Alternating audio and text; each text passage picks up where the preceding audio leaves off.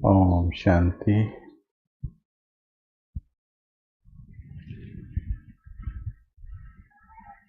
आप सभी का तहे दिल से हार्दिक अभिनंदन है। कैसे हैं आप सभी?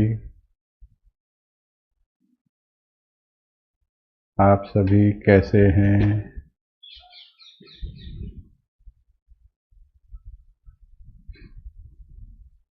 तपोवन की भूमि में हम सभी यहाँ बड़े आनंद में हैं। आप सभी अपना बताइए। हम तो बड़े आनंद में, परम आनंद में हैं।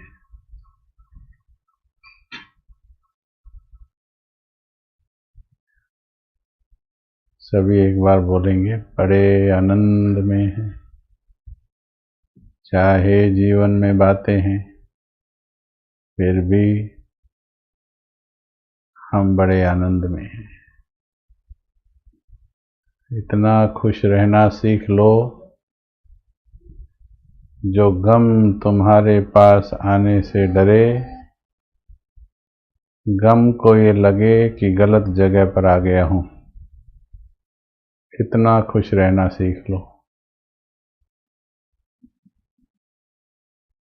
बातें आए, विघ्न आए, परिस्थितियां आए, पर गम ना आए।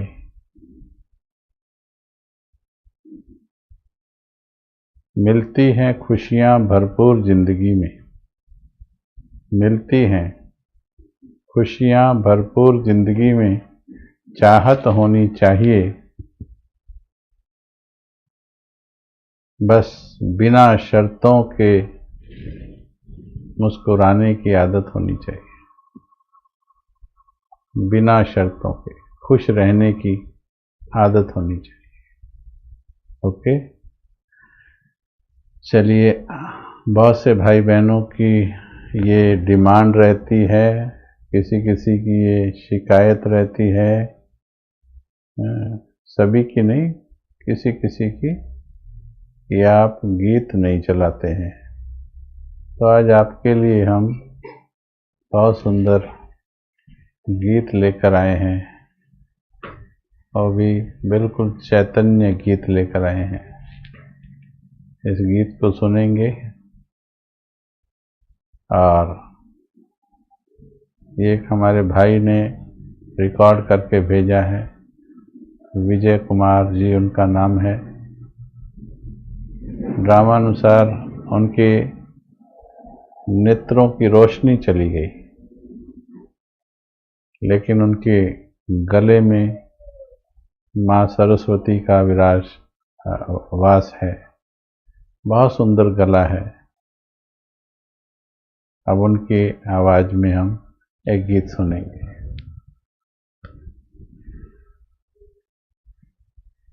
नई सोच नई दिशा है, जागो है आत्माओं, अब युग बदल रहा है, स्वर्णिम इसे बनाओ। नई सोच नई दिशा है, जागो है आत्माओं, अब युग बदल रहा है, स्वर्णिम इसे बनाओ। छोड़ो विकार मन के, बन जाओ राजयोगी। जब मन पे राज होगा, तो सुख की प्रभात होगी, सुख की प्रभात होगी। मार्ग ये ज्ञान का है, सब इस पे चलते जाओ, अब युग बदल रहा है, स्वर्णिम इसे बनाओ। हर ओर खुशियां बरसे, इन दुखों का खात्मा हो। झांको तो अपने भीतर, तुम एक आत्मा हो, तुम एक आत्मा हो। बहने हो या के भाई, मिलकर कदम बढ़ाओ, अब युग बदल रहा है, स्वर्णिम इसे बनाओ। नई सोच नई दिशा है, जागो है आत्माओं, अब युग बदल रहा है, स्वर्णिम इसे बनाओ। ये महान जिम्मेदारी अब तुम पे सौंप दी है, जन्नत बने ये भारत, मौका ये आखिरी है, मौका ये आखिरी है।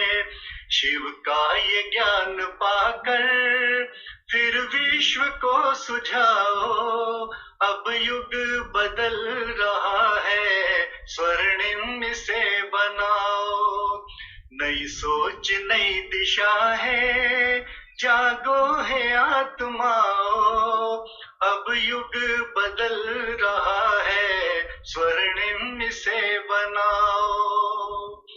कहते हैं बाबा सबसे खुशियां अपार ले लो, बुरे संस्कार देकर बदले में प्यार ले लो, बदले में प्यार ले लो।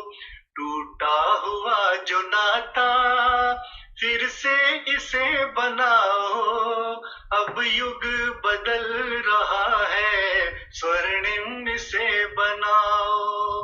नई सोच नई दिशा है, जागो है आत्माओं, अब युग बदल रहा है, स्वर्णिम इसे बनाओ। अब युग बदल रहा है, स्वर्णिम इसे बनाओ।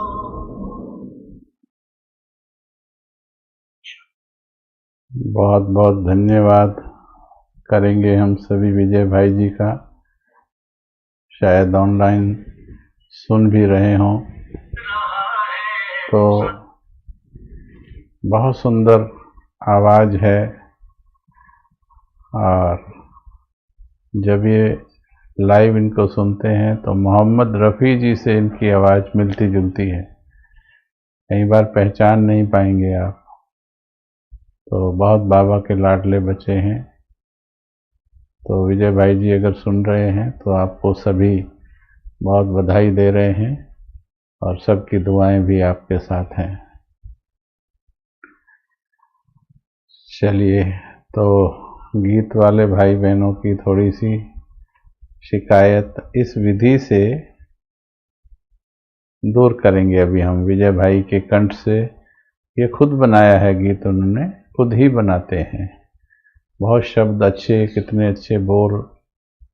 तो इसी प्रकार से ये हमें गीत भेजते रहेंगे, हम उन्हें सही जगह पर यूज़ करेंगे। आज आपकी सूचना के लिए हम बता दें, जो गीत की रिक्वेस्ट करते हैं, YouTube पर गीत चलाना इतना सहज नहीं है, उसमें काफ़ी परमिशंस की आवश्यकता होती है। हर गीत का अपना कोई कॉपीराइट होता है, चाहे वो गॉडलीवुड के द्वारा है, चाहे वो किसी कंपनी के द्वारा है। तो अगर हम 2 लाइन भी चला देते हैं तो उसी समय वहाँ से नोटिस आ जाता है। अगर वो ज़्यादा बार आए तो फिर चैनल भी बंद हो जाता है। ये कारण है कि हम बीच में कभी कभी चलाते हैं अमृत वेला में 1-2, तो उस पर भी कई बार नोटिस आ जाता है। तो ये पता लगाना कि भाई कौन सा गीत फ्री है कॉपीराइट क्लेम से, अगर आप लोग पता लगा के भेज सकते हैं तो अच्छा है। हमें अभी इतना वक्त नहीं मिल रहा। अगर किसी के पास ऐसे गीत हों तो फिर भेज सकते हैं, उसे हम सही जगह पर यूज़ कर सकते हैं। ये कारण था जो हम गीत, म्यूज़िक भी नहीं चला सकते, क्योंकि हर चीज़ पर आजकल कॉपीराइट होता है। ओके जी। लेकिन हमारा तो योग कितना सुंदर चल रहा है। हम तो मीरा बन गए हैं बाबा की। हमारे तो अंदर से गीत निकलते हैं, अभी गीतों की आवाज़ अंदर से आती है। ठीक है, फिर भी नए भाई बहनों के लिए ये थोड़ा सपोर्ट मिलेगा। अभी बीच बीच में विजय भाई के गीत, आप में भी कोई अच्छा गा सकता है, जिस प्रकार से विजय भाई की बिना म्यूज़िक के भी आवाज़ अच्छी लगी, अगर आप में भी ऐसी कला है गा करके आप हमें सेंड कर सकते हैं, लेकिन उसमें कोई म्यूज़िक यूज़ ना करें, कॉपीराइट वाला। ओके, चलिए जी, हमारा विषय चल रहा था सबसे बड़ा है रोग, क्या कहेंगे लोग, क्या कहते हैं लोग। तो ये लोगों का डर जो है, लोकमत का डर जो है, कल हमने थोड़ी सी चर्चा इस पर की थी कि लोग आपको हर हाल में कुछ ना कुछ कहेंगे ही। कलयुग का समय है और हर किसी का किसी न किसी से कुछ हिसाब किताब होता है। अच्छे रास्ते पर जब चलते हैं तो विघ्न और भी ज़्यादा आते हैं। और ज़्यादातर लोग लोगों की बातों के कारण अपने पुरुषार्थ की गति को धीमा कर देते हैं। बहुत बहुत ज़्यादा लोग ऐसे हैं। बहुत थोड़े हैं जो इससे मुक्त हो गए हैं, इस भय से मुक्त हो गए या प्रभाव से मुक्त हो गए हैं, बहुत थोड़े। तो धीरे धीरे सभी ने इससे मुक्त होना है, नहीं तो मनमत और परमत वो श्रीमत में मिक्स होती जाएगी। कल हमने ये पक्का किया था कि अब हमें पहले खुद को अंदर सिखाना है, पहले अंदर सिखाना है। हम बार बार ये नियम आपको बताते हैं, अगर आप अंदर जीत गए, मान लीजिए बाहर चाहे लाख तूफान हैं पर आप अंदर जीत गए हो, आपको लगता है कि मन में मैं अचल अडोल हूँ, मुझे कोई हिला नहीं सकता है, अंदर अगर मन के अंदर जीत गए हो तो थोड़ा समय उस जीत को मेंटेन रखना। आप देखिएगा आपके जीत के वाइब्रेशंस आपको बाहर भी जीत हासिल करा देंगे। हार भी 2 बार होती, जीत भी 2 बार होती, एक बार मन के अंदर होती, एक बार मन के बाहर होती। जो मन के अंदर हार गया वो बाहर जीत सकता नहीं, जो मन के अंदर जीत गया उसे कोई हरा सकता नहीं। आपको मीठे भाई बहनों केवल मन के भीतर जीतना है, ध्यान देना। आप दूसरे नहीं बदल रहे, चिंता मत करो। संसार नहीं बदल रहा, चिंता मत करो। खुद को बदलो। ब्रह्मांड आपके संकल्पों को सुनता है और आपके लिए रास्ते बनाता है। नियम समझ लीजिए, जिसने ठान लिया है कि मुझे अब संपूर्ण बनना है, मुझे अब भगवान की मर्यादाओं पर चलना है, उसे कोई भी बाधा रोक नहीं सकती लंबे समय तक। थोड़ा समय तो परीक्षा लेंगे वो, परंतु विजय तुम्हारी होनी ही है, होनी ही है, इतना निश्चित है ये, क्योंकि भगवान तुम्हारा साथी है। जब निश्चय इतना पहुंचे तो फिर देखिए ये कमजोर आत्माएं हैं बेचारी, ये खुद भिखारी आत्माएं हैं, शांति मांग रही, चैन मांग रही, खुशी मांग रही है ना। तो ये तो दया के पात्र आत्माएं हैं मेजॉरिटी अभी संसार में, तो उन पर तो हमें रहम करना है, दया करनी है। तो इसलिए अपने मन को, चाहे कोई कितना क्रोध के रूप वाला भी क्यों ना हो, लेकिन आपको अंदर से विजयी बन जाना है बस। बाकी काम बाबा का, ड्रामा का।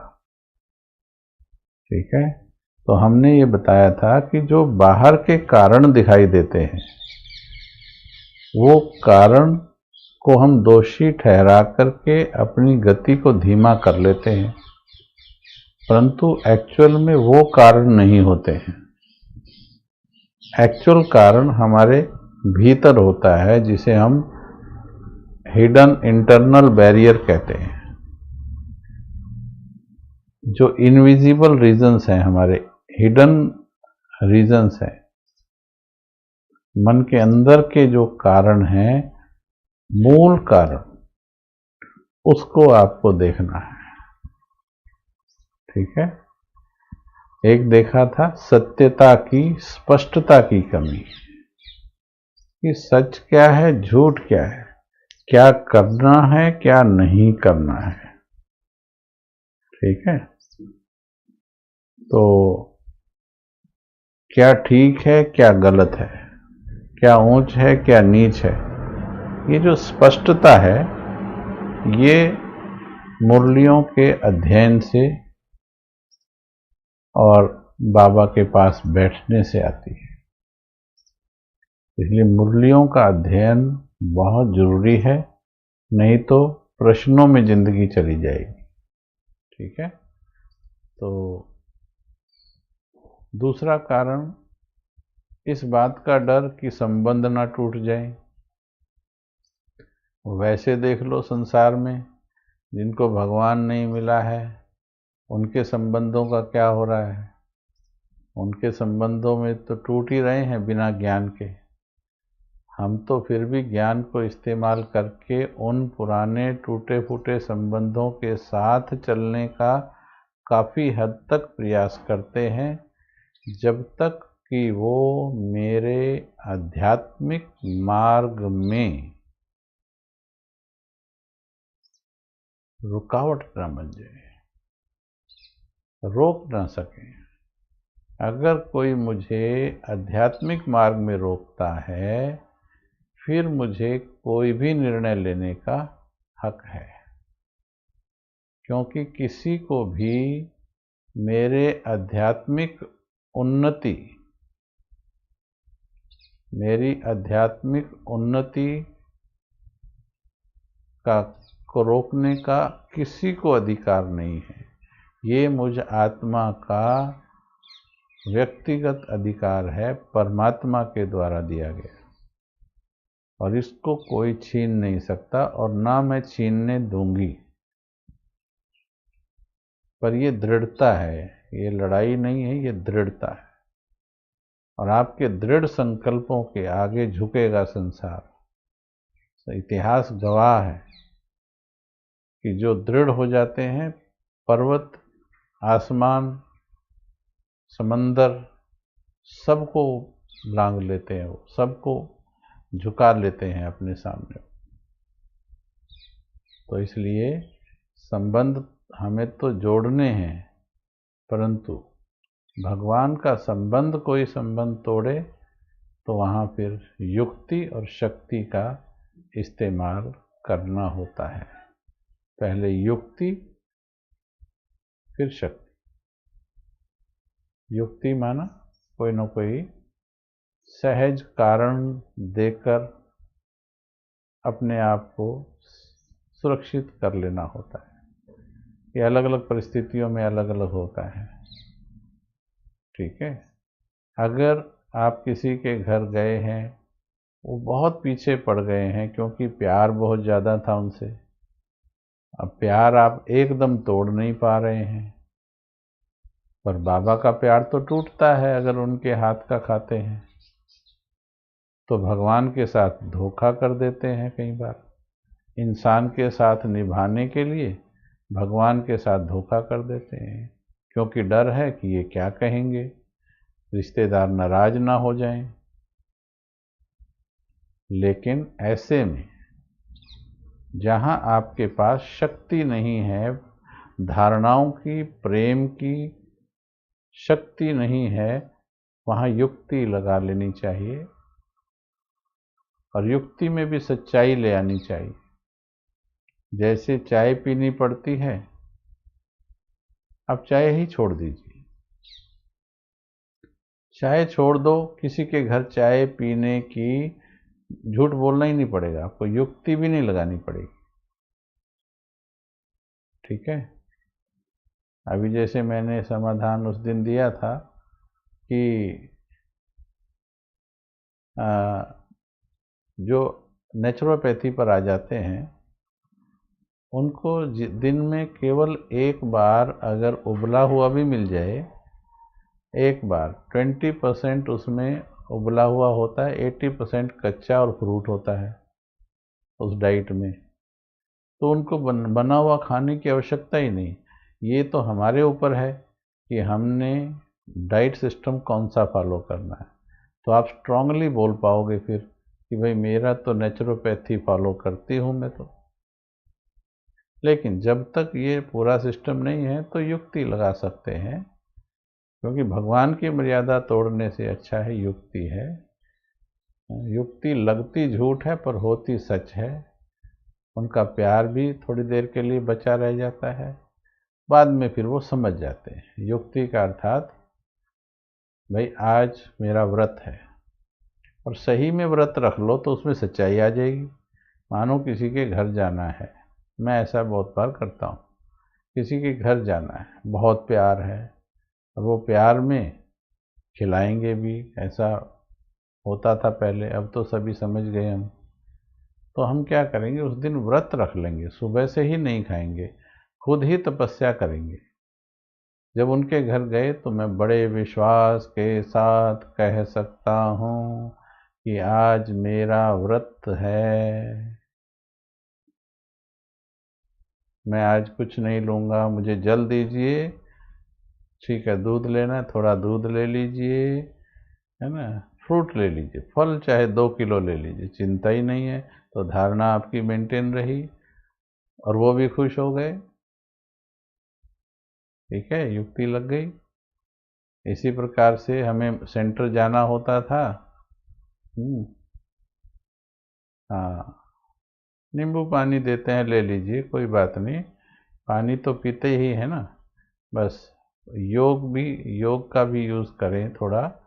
नींबू पानी देते हैं, किसी ने लिखा है ना। कोल्ड ड्रिंक तो हम लोग पीते ही नहीं हैं, पीनी नहीं चाहिए, जो छोड़ सकें वो छोड़ दें। ठीक है, पानी कोल्ड ड्रिंक अगर पीते हो आप, ठीक है, ये ले लीजिए आप एक लिमिट तक, क्योंकि भोजन वाले पार्ट में बताया था हमने, ये है तो कलयुग, हर चीज़ तो इसमें कलयुग ही है, परंतु जहाँ तक हो सके हमें कुक्ड फूड, अब ये फूड वाला टॉपिक हो जाएगा ना, टॉपिक हमारा है, कुछ तो लोग कहेंगे, लेकिन चलिए एक पॉइंट बता देते हैं। तो इसमें चलो पानी लेने की छूट है, असर पानी का भी होता है, वाइब्रेशंस पानी में भी होते हैं, लेकिन उसमें आप अपनी वाइब्रेशन भी देते हुए योग युक्त होते हुए, पानी ऐसी बेसिक ज़रूरत है जो हर जगह घड़ा उठा के आप नहीं चल सकते। दूध के बिना चल सकता है, चाय के बिना चल सकता है, रोटी के बिस्कुट के बिना चल सकता है, पानी के बिना नहीं चल सकता। रोटी का रिप्लेसमेंट है, रोटी का रिप्लेसमेंट हमारा फ्रूट है। तो युक्ति लगानी है उसमें, बस इसमें मेन क्या है, आपको अपने बाबा की बात को, श्रीमत को मुझे आगे रखना है। ठीक है, अभी प्रश्न पूछेंगे तो ये भोजन वाला टॉपिक हो जाएगा, तो हम उसमें नहीं जाएंगे, आप उधर के प्रश्नों में ना लेके जाएं। ओके, तो मेन बात है हमारे अंदर ये धारणा कि मुझे तो श्रीमत पर चलना है, और ये हर जगह अप्लाई होगी। अब धीरे धीरे जैसे ही आपका योग पावरफुल हुआ और आपके अंदर शक्ति आ गई, अब उस शक्ति को प्रेम की शक्ति बना दो। फिर जिस प्रकार से एक डॉक्टर जब किसी को कुछ चीज़ कहता है तो वो किसी के घर में जाके भी डॉक्टर की बात का हवाला देते हुए विश्वास के साथ बोल देता है कि मुझे डॉक्टर ने मना किया। सेकंड में ऐसे सहज से बोल देते हैं, भाई मुझे डॉक्टर ने मना किया, मैं नहीं लूँगा। अच्छा, सामने वाला भी मान जाता है। तो हमारे अंदर अगर इतना विश्वास है, ये नहीं कह सकते विश्वास तो है पर कहा नहीं जाता, नहीं, अगर कहा नहीं जाता फिर विश्वास नहीं। तो अपने विश्वास को वहाँ तक बढ़ाओ एकांत में बैठकर, बाबा के पास बैठो, बाबा से बातें करो, बाबा से प्यार बढ़ाओ, बाबा से शक्ति लो। विश्वास को वहाँ बढ़ाओ कि मीठे बाबा, मैं आपकी श्रीमत के अनुसार के एक कदम भी बाहर नहीं जाऊंगी, मुझे मर्यादा पार नहीं करनी है। हमने आपको अनुभव सुनाया था, पर छोटा अनुभव नहीं था। 20 वर्ष भारतीय वायु सेना में रहते हुए, 20 वर्ष भारतीय वायु सेना में रहते हुए बाबा की शक्ति से, अव्यक्त पालना से हमने मेस में नहीं खाया, कुमार होते हुए, जबकि कुमारों को कहीं बनाने की जगह भी नहीं होती, किचन भी नहीं होती है, गैस नहीं दी जाती है। जिन्होंने क्लास सुनी है उनको मालूम है, जिनको नहीं पता है वो सोचते रह जाएंगे कैसे हुआ होगा। यह है भगवान की शक्ति। आने वाली क्लास अटेंड कर लीजिएगा, चैनल पर होगी। संकल्प हमारा है तो भगवान की मदद हमारे साथ है। ठीक है, तो जब हमारा श्रीमत पर चलने का दृढ़ संकल्प हो जाता है, फिर संबंध भी नहीं टूटते हैं। थोड़ा बहुत होते हैं, थोड़ा ऊपर नीचे होती है, 2 महीने 4 महीने 6 महीने थोड़ा नाराजगियाँ होती हैं, कोई बात नहीं। अच्छे काम के लिए एक स्लोगन याद रखना, किसी की माँ ने नहीं कह दिया जा मेरे लाल साधु बन जा, किसी की माँ ने नहीं कहा, और जो माँ की आंचल के नीचे बैठे रह गए वो कभी साधु बने नहीं। विवेकानंद हो, दयानंद हो, रहीम, कबीर, तुलसी साधु बने तो उनको त्याग करना ही पड़ा। उन्होंने घर का त्याग किया, पर हम बेहद का त्याग करते हैं। घर में रहते भी हम विकारों का त्याग करते हैं। तो इसमें घबराना नहीं है, भगवान आपके साथ है। ठीक है, तो तीसरा रीज़न जो आता है वो था सत्य के लिए सहन करने में डर। कईयों के अंदर शक्ति ना होने के कारण सत्य पता है और इस बात के लिए रेडी भी हैं कि हमें चलना तो है बाबा की बात पर, परंतु डर होता है सत्य पर चलने में, सहन ना कर पाने का डर, सहन करना पड़ेगा। तो ये जो डर है सहन करने वाला, इसका कारण है प्यार पर निश्चय में कमी है, प्रेम में निश्चय में कमी है। तो कार्य करना है प्रेम पर। अगर डायरेक्टली नहीं शक्ति यूज़ कर सकते तो अपने अंदर से प्रेम पर काम कीजिए। बाबा के कमरे में बैठने, बाबा के सामने बैठने से तो कोई नहीं रोक सकता। बाबा के सामने भी समस्याएं मत सुनाइए, भिखारी मत बन के जाइए, ये मत कहो खुदा से मेरी मुश्किलें बड़ी। भगवान के सामने जाकर मुश्किलें सुनाना बंद कीजिए, अच्छे योगी बनना है तो। ये मत कहो खुदा से मेरी मुश्किलें बड़ी हैं। भगवान का हाथ पकड़ के और पीछे की तरफ मुड़ो। कई बार देखा होगा आपने, किसी बच्चे की दूसरे के साथ लड़ाई हो जाती है, झगड़ा हो जाता है, तो वो दौड़कर अपनी मम्मी का या पापा का हाथ पकड़ता है और फिर उसकी तरफ घूरता है कि अब आ जा तू, अब आ जा, अब मेरी मम्मी साथ में है, अब मेरे पापा साथ में है, अरे मेरा बाबा साथ में है, अब आ जा तू, समस्या अब आ जा तू। और इसमें मुझे दुर्गा का स्वरूप याद आता है, शिव शक्ति दुर्गा का स्वरूप। उनका स्वरूप इस तरह का है, हाथ में तलवार, भाला, ऐसा लगता है कि समस्या को या राक्षसों को बोल रही है आ जाओ, मैं देखती हूँ तुम्हें। इस तरीके से जो है चैलेंजिंग सिचुएशन है, चैलेंजिंग पोजीशन है, ये चैलेंजिंग जेस्चर है, आ जा। देखना दुर्गा का स्वरूप। आप माया को ऐसा स्वरूप दिखा दो, लोगों को नहीं दिखाना। कहीं घर वालों के सामने खड़े हो जाओ आप, आज ऐसे करण भाई ने बोला है आज ऐसे खड़ा होना, ये अंदर से बनाना है स्वरूप। अंदर से शक्ति स्वरूप हो गए, समस्या डर के भागेगी आपसे। ठीक है, तो सत्य के लिए सहन भी करना पड़ेगा, लेकिन आप अगर बाबा बाबा कहेंगे तो वो जो सहन करने की शक्ति है ना, वो भी बाबा देगा। निश्चय में ऐसी सूक्ष्मता होती है कि देखो, सत्य पर चलेंगे विघ्न आएंगे, विघ्न आएंगे तो विघ्नों के लिए शक्ति चाहिए, लेकिन वो शक्ति भी बाबा ही देगा। अच्छा, लोगों को क्या बोलें? अरे वो बोलने की समझ और ताकत दोनों बाबा देगा। तुम निश्चय तो करके देखो, रिश्तेदारों को किस विधि से बोलना है, वो शक्ति वो बाबा ही देगा, तुम्हें जरूरत नहीं है। जब ये सोचने लगते हैं कि भाई कर तो लूं पर लोग क्या कहेंगे, अरे भाई तुम्हें ये क्यों चिंता है लोग क्या कहेंगे, इसकी चिंता तुम्हें है, वो भी बाबा कराएगा ना। सही समय पर तुम्हारे से बुलवाएगा ना बाबा, तुम निश्चय करो ना बाबा को। जब दिल में बाबा बैठा है तो बोलेगा नहीं क्या दिल में बैठा हुआ बाबा? जब जरूरत होगी तो बोलेगा नहीं क्या?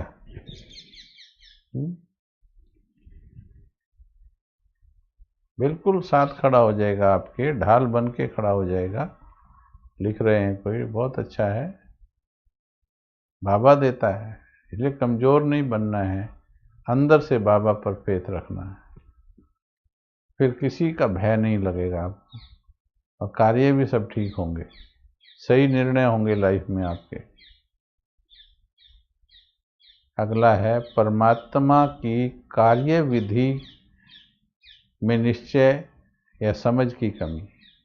किस विधि से भगवान कार्य करता है, इसकी समझ ना होने के कारण भी फिर हम देहधारियों के अधीन हो जाते हैं।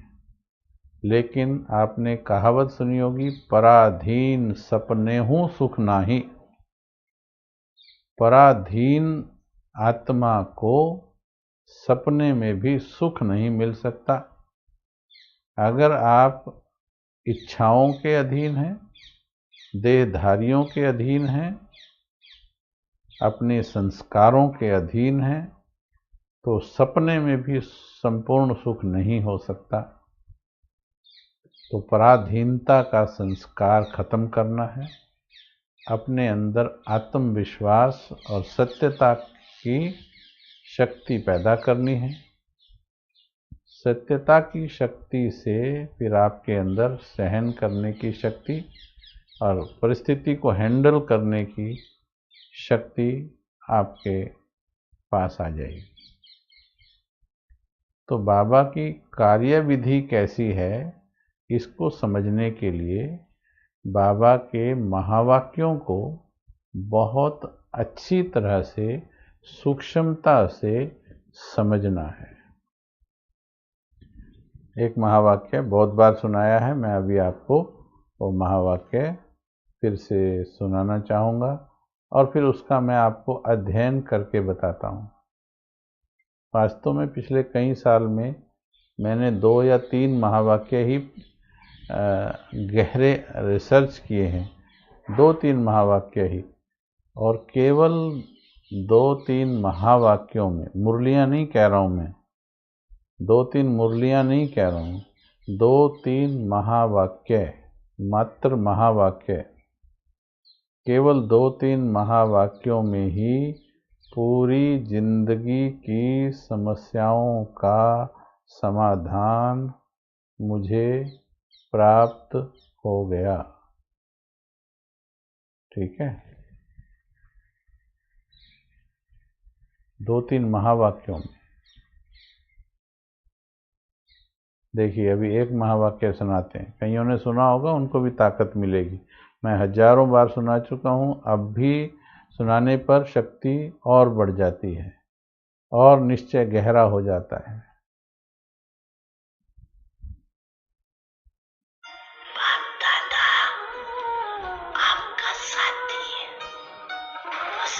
से कहना, बाबा, मेरा बाबा, मेरा साथी आ जाओ, मदद करो। तो बाबा भी बंधा हुआ है, सिर्फ दिल से कहना।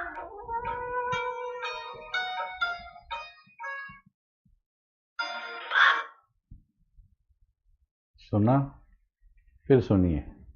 दादा आपका साथी है, बस दिल से कहना, बाबा, मेरा साथी आ जाओ, मदद करो। तो बाबा भी बंधा हुआ है, सिर्फ दिल से कहना।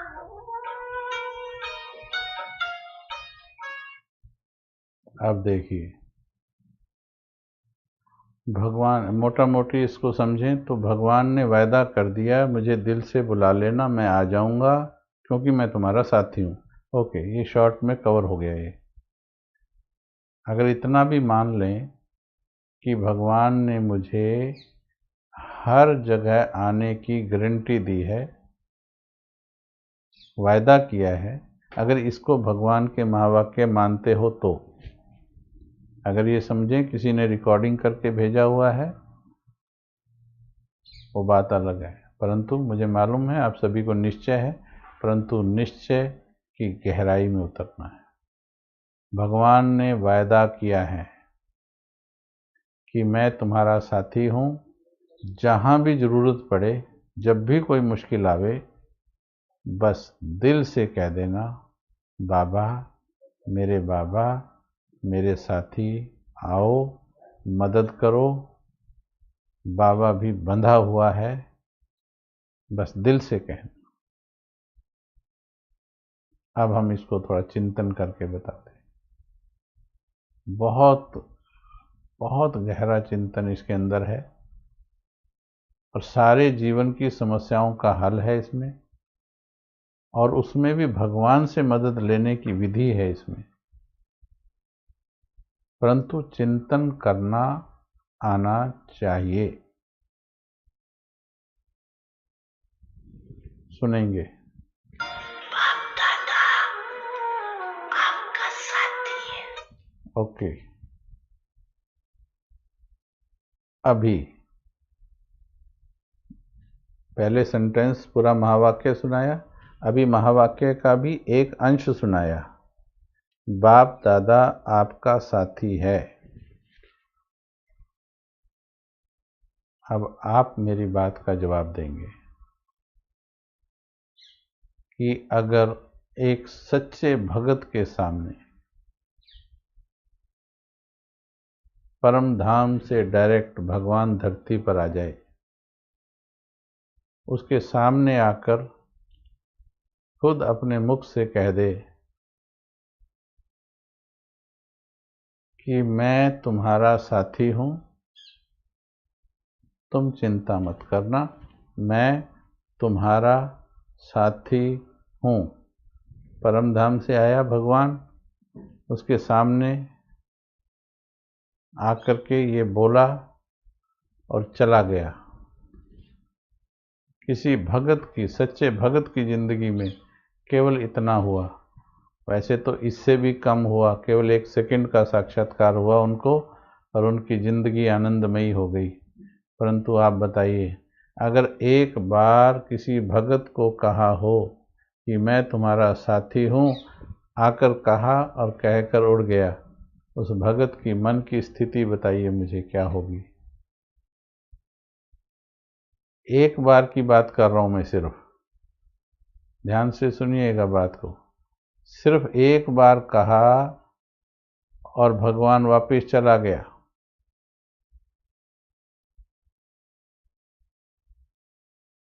हाँ जी, भगत के मन की स्थिति बताओ क्या होगी, उसके बाद का उसका जीवन क्या होगा। सिर्फ जितना मैंने अभी लास्ट में सुनाया, इतना कह के वो चला गया, क्या स्थिति होगी। सदा उड़ती कला, लिखिए लिखिए।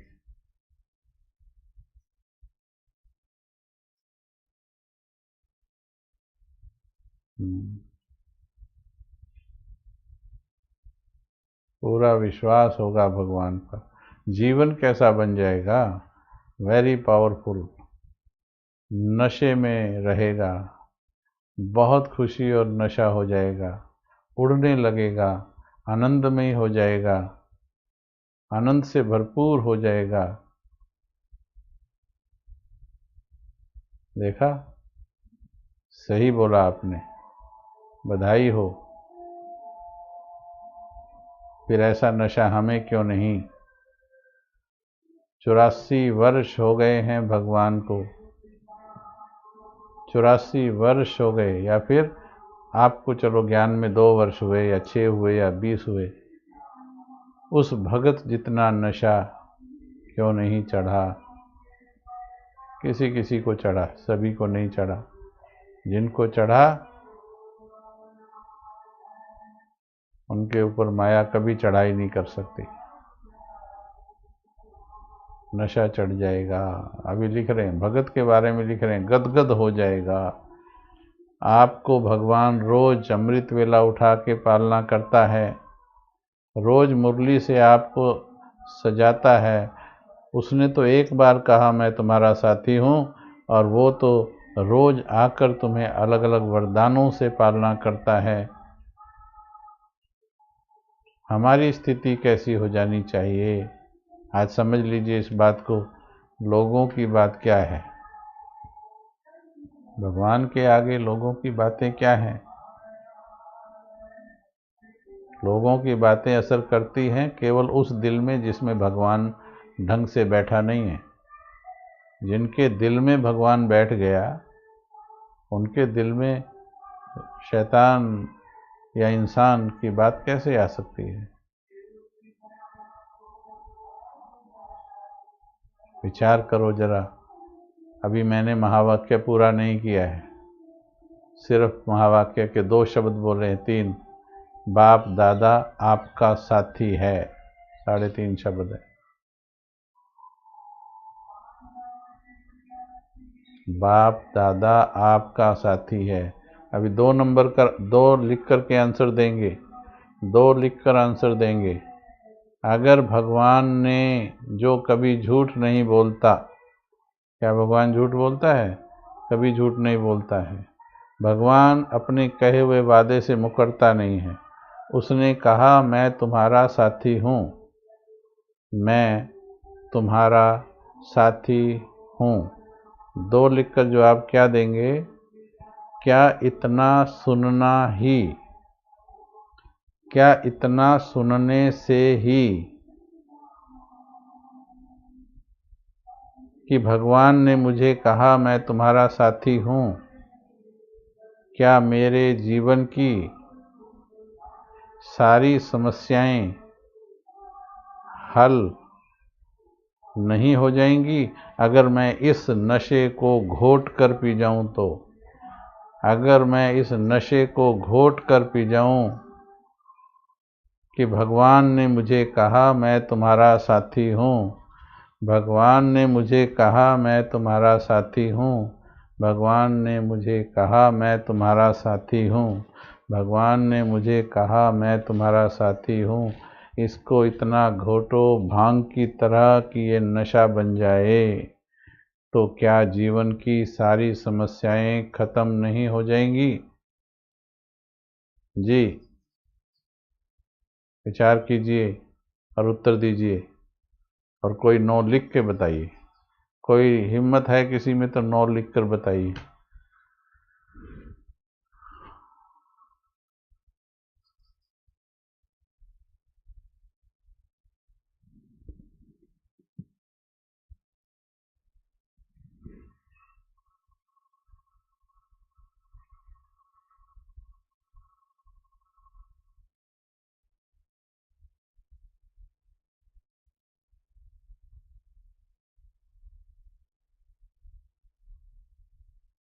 ये है तुम्हारा सच्चा मन।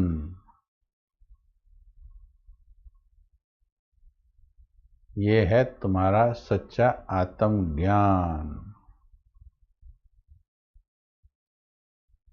अभी तो मैंने महावाक्य पूरा नहीं किया है आत्मन। नशा चढ़ा कि नहीं चढ़ा? वास्तव में हम, जैसे डॉक्टर कहते हैं, चबा चबा के खाओ। हम ज्ञान को घोट के खाते नहीं, घोट के नहीं। और बदहाजमा हो जाता है। आज मुरली में कहा, विकारों के साथ चीज लेने से बदहाजमा हो जाता है। देखिए, एक भी नो नहीं आया। लिख ही नहीं सकता नो कोई। जो भगवान को मानता है वो नो लिख ही नहीं सकता। और अगर लिख भी दे तो हम मान नहीं सकते, क्योंकि वो सत्य नहीं बोल रहा, वो माया के गुलामी में बोल रहा।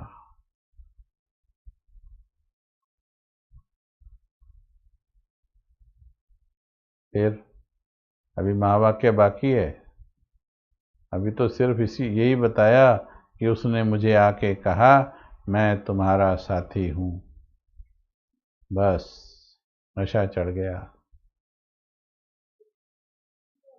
फिर उसने आगे वायदा किया, जब भी कोई मुश्किल आवे, जो पावरफुल आत्माएं हैं उनके लिए इतना ही काफ़ी है कि भगवान ने मुझे बोल दिया है ना, साथी हूँ।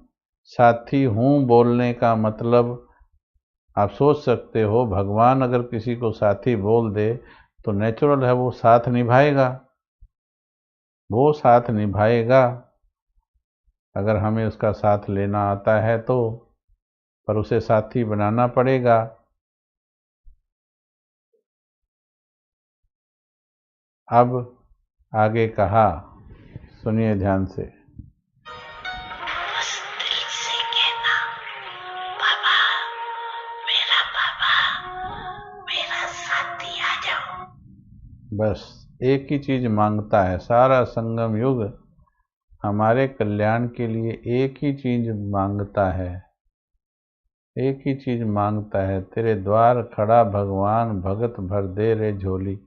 वो झोली पसारे खड़ा है, कहता है बस प्यार से बोल दो,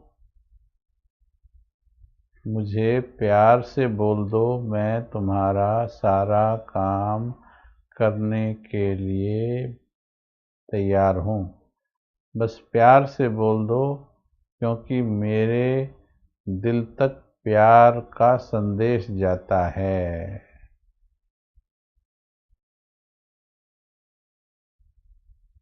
प्यार का संदेश जाता है। दिमाग वाले मुझे नहीं समझ सकते, ज्ञान में भी ज़्यादा ज्ञान वाले नहीं समझ सकते, दिल वाले समझ सकते।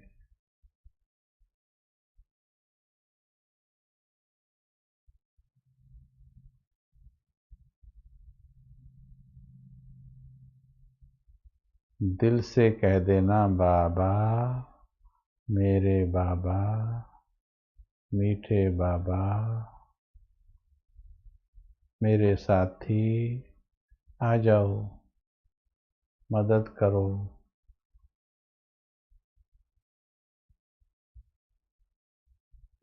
क्या इतना मात्र बार बार दिल से नहीं कह सकते? इतने में ही सारी समस्याएं हल हो जाएंगी जीवन की, मीठे आत्माओं। लेकिन इसको घोटना आना चाहिए।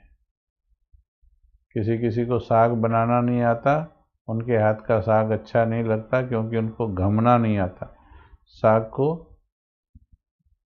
घोटना नहीं आता। किसी किसी के हाथ की कॉफ़ी अच्छी नहीं लगती, क्योंकि कॉफ़ी घोटनी नहीं आती। इतना घोटो। किसी किसी के भांग वालों का अनुभव, भांग घोटी जाए तो नशा चढ़ता जाता है, ज्ञान को घोटा जाए तो नशा ऐसे चढ़ता है। बस दो शब्दों में चढ़ता है नशा।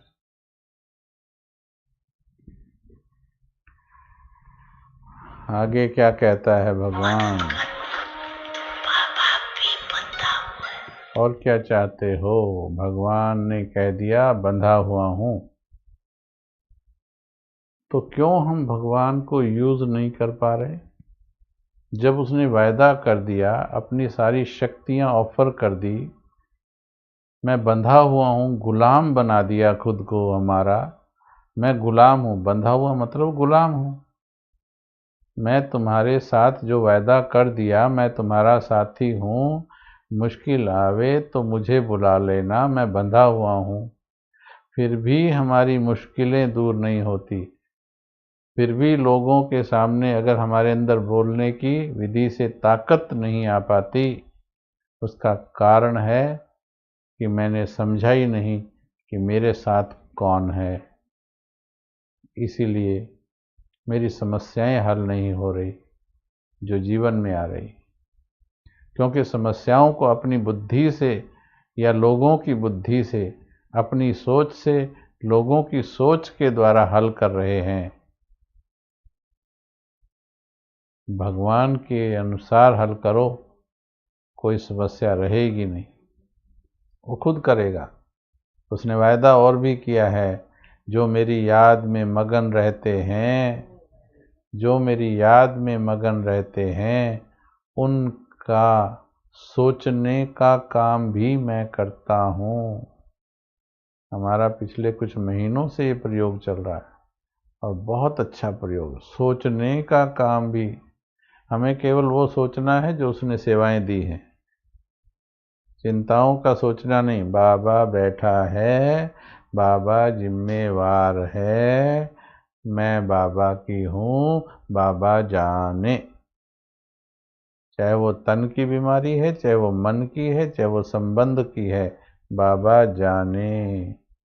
सिर पे उठाओगे तो बोझा तो लगेगा।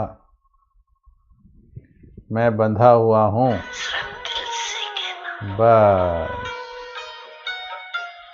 एक ही चीज बार बार कहता है बच्चे, दिल से कहना, बाबा, मेरे बाबा, मेरे साथी। दिल से कहना, विश्वास से कहना, आस्था से कहना, निश्चय से कहना, यकीन से कहना, मेरे बाबा, बाबा, बाबा, बाबा, बाबा।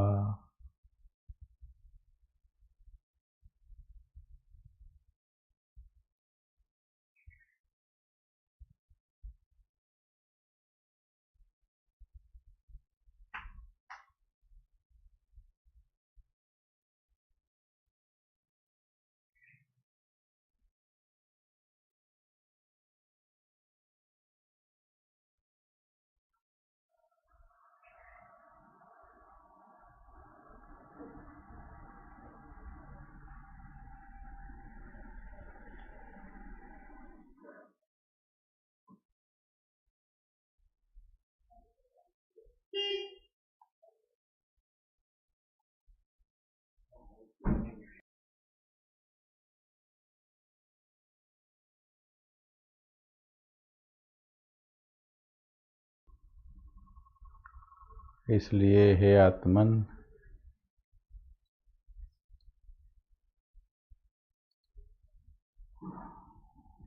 सारा जीवन जो काम बाहर के कारणों पर शक्ति लगाते आए, इसीलिए बाहर की बातों से, परिस्थितियों से डर लगता आया, उनकी चिंता होती रही। तुम भीतर काम करो। एक बहुत सुंदर उदाहरण बाबा मुरलियों में देते हैं कि तुम सारे देहधारियों को प्रसन्न करने की चिंता में सारा जीवन लगे रहते हो, क्या कर लिया प्रसन्न तुमने? जिस प्रकार से वृक्ष के पत्ते पत्ते को पानी देने से वृक्ष बड़ा हरा भरा नहीं होता,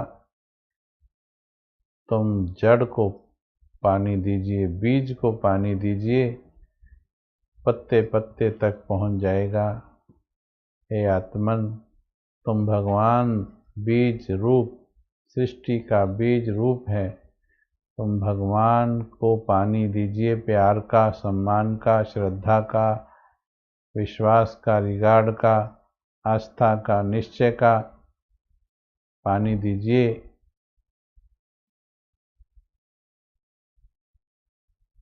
जिसको राजी करना है वो कर लेगा, खुद कर लेगा। तुम्हें सोचने और कहने की जरूरत नहीं। हर पत्ता मांगता नहीं, जड़ से होके पानी खुद पहुंच जाता है, भगवान तक अपने आप पहुंचा देगा।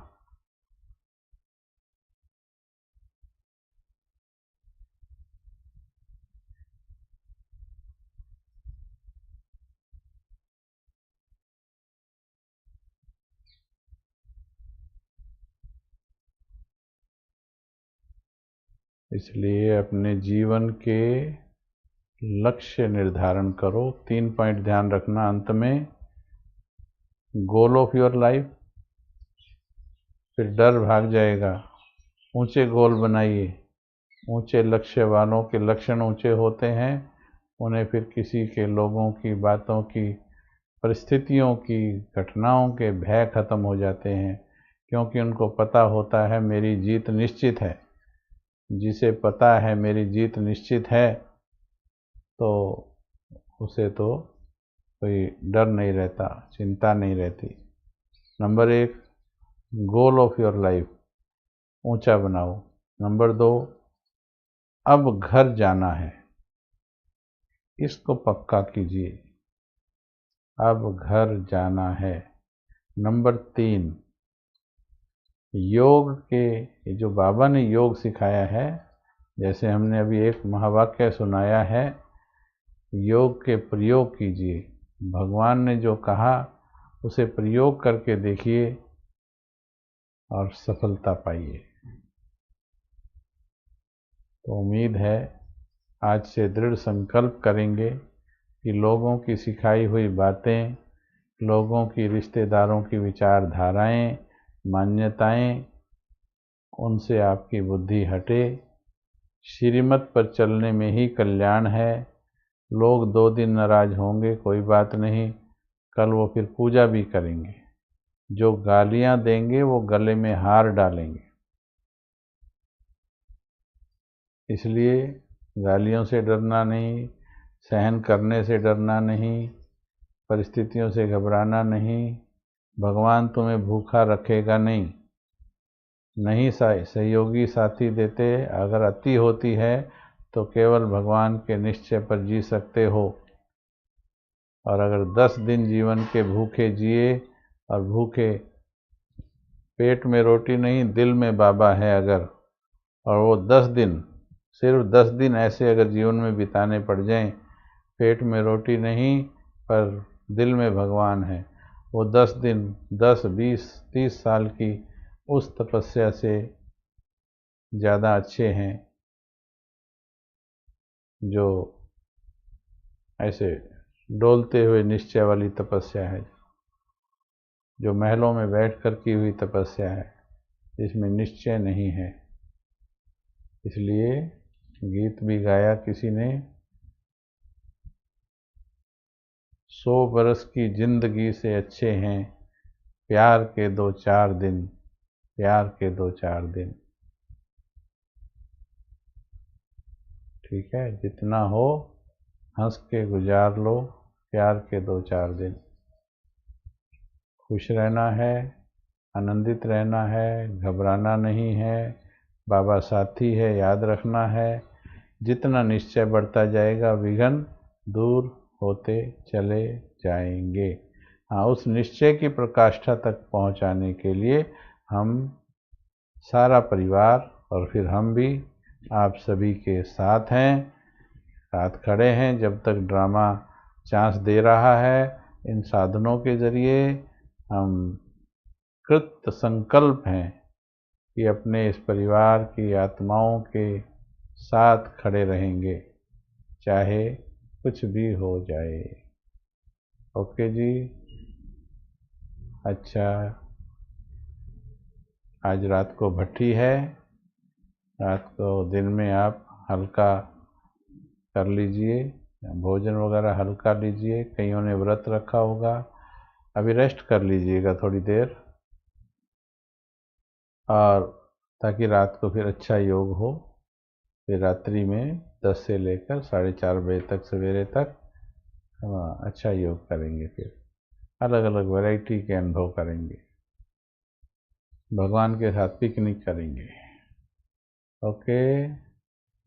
ओम शांति। ओम शांति। 2 मिनट बैठेंगे सीधे। दृढ़ संकल्प करो। कोई क्या समझ में आया क्लास में? कुछ मिला या नहीं मिला?